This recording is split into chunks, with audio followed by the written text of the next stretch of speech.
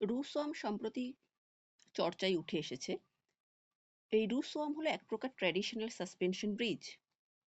সিকিমের কাঞ্চনজঙ্ঘা বায়োস্ফিয়ার রিজার্ভের মধ্যে এই ব্রিজ দেখা যায়।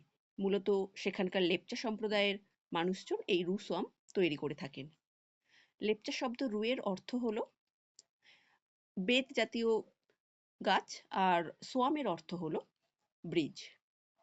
অর্থাৎ এই রুসোয়ামের মূল উপকরণ হলো জঙ্গলের বেত জাতীয় গাছ। মূলত জংলি বেত, বাঁশ ও কাঠের ব্যবহার করে তৈরি করা হয় এই ব্রিজ, এবং প্রাকৃতিক এই উপকরণে তৈরি ব্রিজ এতটাই মজবুত হয় যে প্রাকৃতিক বিপর্যয়কেও অনায়াসে সহ্য করে নিতে পারে।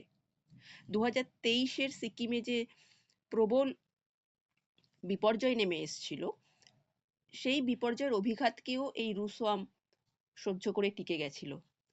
মানুষের তৈরি অনেক পরিকাঠামো ধ্বংস হয়ে গেছিল, কিন্তু এই রুসোয়ামগুলি সেই পরিস্থিতির মধ্যেও টিকেছিল, এবং অনেক ক্ষেত্রে সেই সময়ে এই ব্রিজগুলো গুরুত্বপূর্ণ কমিউনিকেশন ওয়ে বা যাতায়াতের পথ হিসেবে ব্যবহৃত হয়েছে।